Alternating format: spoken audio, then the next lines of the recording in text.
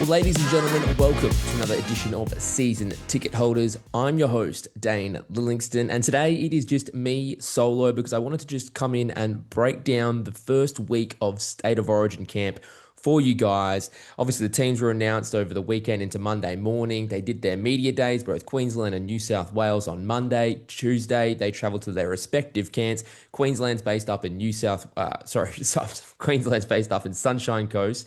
New South Wales is based in the Blue Mountains. So they're both, hour and a half away from the main cities of Brisbane and Sydney. Now, I did get the chance to spend some time in Lura, which is where the Blues are being based, and they have been now for a couple of years. They've followed on from what Michael Maguire did. They are at the Fairmont Resort Blue Mountains. Now, that is it's a pretty nice hotel. I've only been to the lobby, haven't got to stay inside it, but they obviously built a specialty gym at the front. You sort of walk into the hotel. They've got a whole gym there. They work out in there. They've got a games room. I know some of the guys take their consoles and play PlayStation, Xbox. There's a few gamers in that team. There's obviously a big golf course. That is part of the resort, so they like to go and play golf. But what I can tell you just about New South Wales so far is that it's been absolutely inundated with rain. Pretty crazy conditions up there in the Blue Mountains. Not fun to drive in, but I believe they had something ridiculous like 85 millimeters of rain on Thursday. Now, that was their second proper hit out. They came in on Tuesday. They traveled to Lura, which is quite a nice little area. They train at a local school over there. It is the Blue Mountains Grammar School. That's actually at Wentworth Falls, which is like 10 minutes down the road, just to give you a bit of a lay of the land. But the rain was absolutely ridiculous out there yesterday. It's cold, it's foggy, it's wet. What it did do is it gave them a great chance to practice wet weather footy, nice and slippery. So they did get their hands on the ball a lot. If there are slippery conditions up at Suncorp Wednesday night, they're going to be pretty well prepared. But personally, as a Queenslander, not the conditions that I'd want to be in, that's for sure. Up in Queensland, it is all sunny, the Sunshine State, living up to its name because they're at the Sunshine Coast. They were training at the stadium yesterday, and by all reports, there's not too many dramas with their conditions. Obviously, they're enjoying it. They're going to hope that it's a dry track at Suncorp Wednesday night, so that's going to be interesting. But I want to dive right into it because it's all about two injury storylines. A lot of people have been making a bit of noise in the media that there's no grunt, there's no meanness, there's no barbs being thrown between these two teams. It's hard to find storylines. And I suppose working for Fox Sports News and being a reporter, it is a little bit like that because it's been a bit hard so far to get anyone to say anything out of line, controversial, really towing the company line, I suppose you'd say. We want to see someone come out and do the two heads Paul Gallen comment, really rile it up into Wednesday night. But honestly, if you're a real football fan, you probably don't need too much motivation going into a State of Origin series. There's only 3 times better than Christmas, State of Origin 1, 2, and 3, and that's all around the corner come Wednesday night. We're not far now. These teams have obviously had the last 5 days preparing together. Now, the two players I'm going to touch on, which if you've been following the news, you know who they are. Payne Haas, the Broncos prop, injured his quad against the Dragons on Sunday, came into camp with an injury concern, stayed back in Brisbane, got scans on that on Monday, cleared of any serious injury. But what I can tell you is I've been out there watching them train. Now, he has been a spectator for the most part, as far as what the media can see. We're only allowed to see between 10 and 15 minutes of training. I don't know what it is, some sort of conspiracy, James Bond, if they think we're going to try and infiltrate and find out these magical secrets, and that somehow Queensland are going to watch them on TV and pick up what they're doing. But that's how it works if you don't work in the media. Basically, we're allowed to turn up to the first 5, 10, 15 minutes. The media manager will be there with a clock, a stopwatch, really strict and kicking you out of there. And as soon as that time's up, and normally all that entails is us getting shots of them walking out of the bus, going down to the fields. They get changed, come out, they run on, they do their stretches, run, all that type of stuff. And there's really not much to it. They talk around, they joke. We might get a few minutes, maybe if we're lucky, of them actually with a ball in their hands.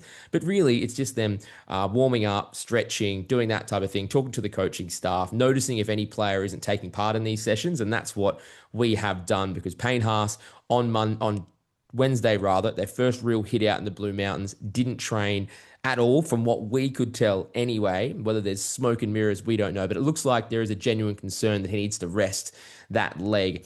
By reports, it sounds like he might not be able to run until Monday, which would make sense. They've only got one more training session now. Both teams, Queensland and New South Wales, are on a day off Friday. Now, New South Wales has their final hit out at that school, like I mentioned, on Saturday morning. They travel to Brisbane on Sunday. So that's the schedule that it's looking like. So Payne Haas might just be given another day off. Now, we did get to speak to Hudson Young. We heard from Hudson during their final media press after their second training session. They're pretty confident that he will be okay, that Payne Haas will be fine for Wednesday night. I don't get the sense there's a real concern that he could get scratched from this game. Stefano Utoikamano, the Melbourne Storm big man, is waiting in the wings. I believe he's named 19th man, Campbell Graham's 18th man.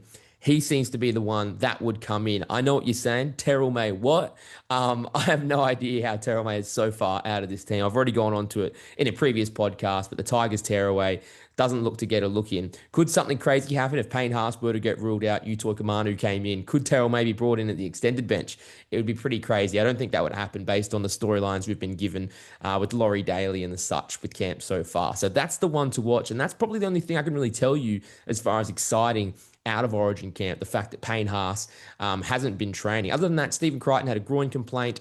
Players are confident. He looks like, from what we've seen, he's been taking part in all the training sessions. And it was actually quite wild scenes on Thursday. You saw the players slipping, diving into the water as they ran out from the field. Really cool pictures on the New South Wales Instagram. If you haven't seen that, go check it out. Brian To'o surfing in the mud a little bit.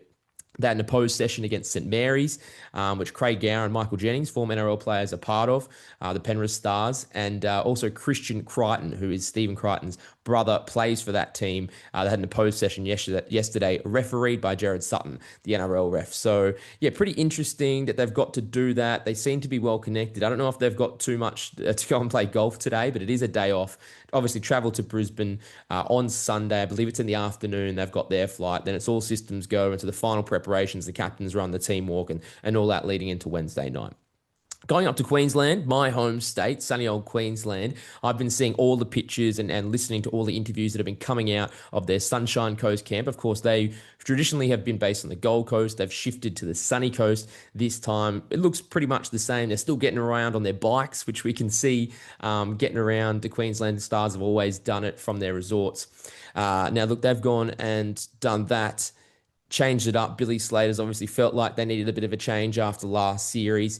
The players seem to be pretty comfortable, pretty cool, pretty calm and collected. They haven't really said anything too exciting. Tino Fasuamala-Aui spoke to the media on Thursday. He did not want to give anything away. Obviously, he missed all of last series with an ACL injury. He's a big in for Queensland and their forward pack. That, of course, are missing Tom Flegler, who's been on the sidelines now going on like 2 seasons with that nerve damage. And Tom Gilbert, who missed all of last year as well with an ACL. He was supposed to be coming back in this team. I dare say he would have been in that starting side if he didn't get injured. So there's some big outs. But Tino is going to be the real spearhead of this attack. He said he doesn't see himself as a villain, but I'm sure he will be to the New South Wales fans in the pack. He's the only one that I think can really take this game and go with Payne Haas in a match like this, and that showdown is going to be crucial. Now, of course, the big storyline out of them, Kalyn Ponga, the Queensland fullback. He's been out of form for the Newcastle Knights, as has his team, been playing terribly this year, but he is still a superstar when he puts on those representative jerseys, and I don't think he's going to let anyone down. But he also hasn't trained from what we've been able to tell. Now, he sat out on Tuesday, and from the pictures that I've seen from Wednesday and from the reports that I've had from our reporters there, he didn't take part in any of the running, warming up. He was doing that drill that people do where they do their shoulders to try and get some warmth into their upper body. And he did a little bit of running on the sidelines, I believe, but didn't take part in the whole team training. Now, whether, like I said, New South Wales, exact same as Queensland, Queensland, right, the same as New South Wales, we get to see the first 15 minutes of training, cameras down, get the F out. They don't want you to hang around. So that's just the way they like to do the media with the State of Origin. NRL teams aren't too different, just giving an inside look. They generally do the same. But most NRL teams don't mind if you hang around. You can still sort of watch training. And a few years ago, when I first started covering State of Origin, they were based at Coogee, and you could do that. You could just film the first 15, 20 minutes, but then you were welcome to sort of hang around, observe training, see some things. It's not really giving any secrets away, and I really have no idea why NRL clubs are so strict on this. and especially State of Origin time, there's just this paranoia that comes from somewhere that they're going to give secrets away, which I don't understand. They're trying to ramp up the game. These are the three biggest games that rugby league has outside of the grand final every single year. They're in the top 10 for ratings, for streaming, and free to air every single year. I don't understand why they just wouldn't open the doors, have promotion. We, of course, know that Latrell Mitchell and Spencer Leniu are on their self-imposed media bans, so we won't hear from arguably the biggest and most controversial star in the game, and Latrell Mitchell. Which is a real shame. I know some people have said that's not a big deal. I think it's a big deal. I think it's a real shame the NRL isn't stronger, that doesn't come down and crack down on that, having their biggest star refuse to talk during the biggest series that they have. It's ridiculous to me, and I think they really should come down on. I love Latrell Mitchell. I love the way he plays, and I love the person he is off the field because I've never seen any issues. He's only respectful with fans. I've spoken about my admiration for him before, but I think it's a real shame that he doesn't have to speak. I think it's frankly ridiculous that the NRL doesn't make him.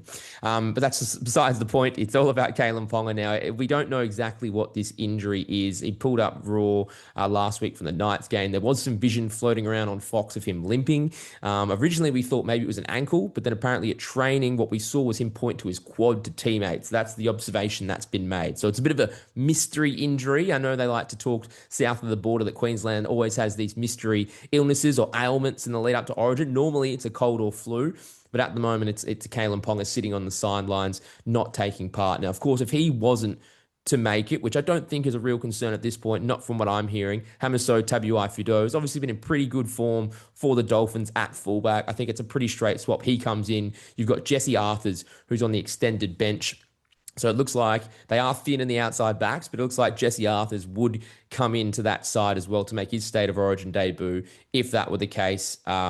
On the wing, that have to be able to shift around with centres as well. But that's what it looks like anyway. So look, both sides are off today. They will have the day off on Friday, and then things really pick up. Now, Queensland has their fan day on Sunday, while New South Wales will be travelling. I will be covering New South Wales for Fox Sports News, so I travel myself on Sunday. Then at Monday, they have their training session, and all getting into it. Let me just find where it was. I should know where I'm going to be at Ballymore, which is where they were last year. And I was there out there last year at Ballymore, the old Queensland Reds home grounds at Hurston. Now they train there, do some more interviews on Monday, and then obviously Tuesday, the day before the game, you do your classic coach and captain's press conference. They'll do that out at Suncorp Stadium. And then Wednesday, we don't really hear from the teams. We normally just get an assistant coach, and they do their team walks inside the CBD of Brisbane. I know that the New South Wales did theirs at the Anzac Memorial. They stay around where the Sofitel Hotel is, so all around that sort of region. They'll be doing that around lunchtime on Wednesday. And obviously, baby, it all kicks off on Wednesday night. So I don't want to ramble too much because this is the first time I've done one of these solo, but I just wanted to give you an overview, and I will try and do a few more of these heading into the rest of the State of Origin. I'd like to get into it Monday night once I'm in Brisbane and try and get some other people's views on what camp has looked like. But there you have it. That is the first week of State of Origin camp. Obviously, Wednesday night, Suncorp Stadium, Origin 1, bring it on. Queensland written off, but I think it's perfectly set for an ambush. So we'll just have to wait and see Wednesday night. Thanks again for listening, guys, to season ticket holders. Really appreciate everyone who has been giving me a little bit of love out there. Take care. I will talk to you soon. Bye-bye.